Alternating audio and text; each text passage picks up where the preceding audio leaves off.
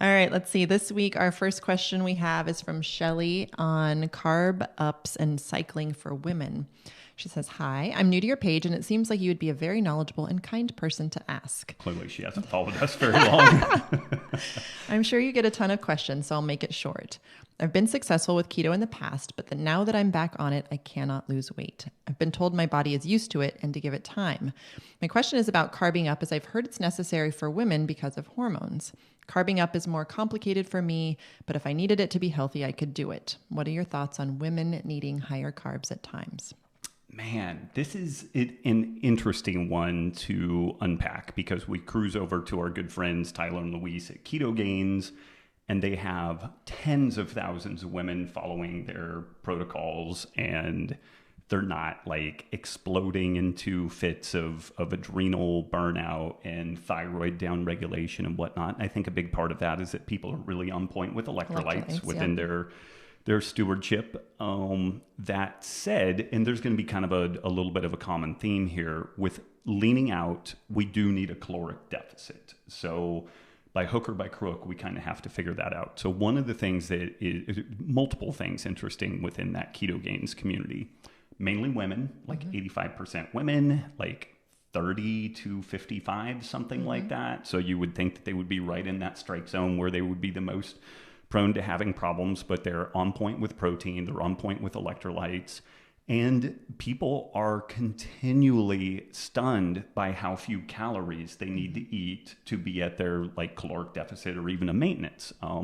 We've talked about this on other shows previously, and not everybody is like this, but Luis is several inches shorter than I am, about 10 pounds heavier than I am, and he runs like 1,600, 1,800 calories a day, which just doesn't make sense on the one hand. But I've actually made the case, and I've talked to Tyler and Luis and some other people, that because of some thermodynamic efficiencies with keto and low carb in general, you may not need as many calories as what the standard recommendations make. And this is all kind of out there crazy talk stuff. There is no randomized control trial supporting this, but it's just kind of an observation that people who eat a generally whole unprocessed diet, particularly on the lower carb side, generally seem to need fewer calories. Now, there are people, we know a guy, Ken, who is similar dimensions to Luis, and he needs to eat like 4,500 calories a day for maintenance.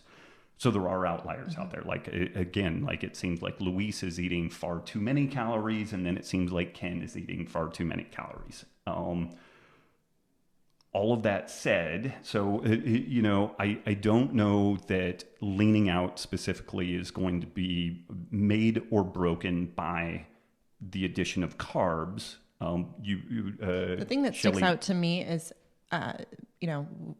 what we don't know what her macros are. I mean, Shelly, she says she's new to your page, so she could be following a keto protocol from somebody else on the interwebs that's very fat centric and very low protein, because we've seen this a lot in people that have come over to the keto masterclass, and they're astonished at the amount of protein that you recommend. Right. So one of the first things that sticks out to me is that she needs to make sure that she's focusing on protein and using that fat as a lever, not fat as a means of getting into ketosis. Right. Great.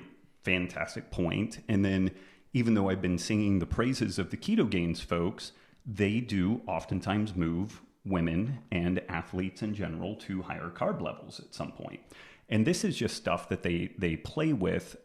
Usually it's for folks that are doing more glycolytically demanding sports, and they just generally feel good at that higher carbohydrate intake level. So I'm not saying that you absolutely should not increase carbohydrate, but simply increasing carbohydrate may not be the way that you fix what's ailing. We definitely need, if the goal is to lean out, we need a caloric deficit.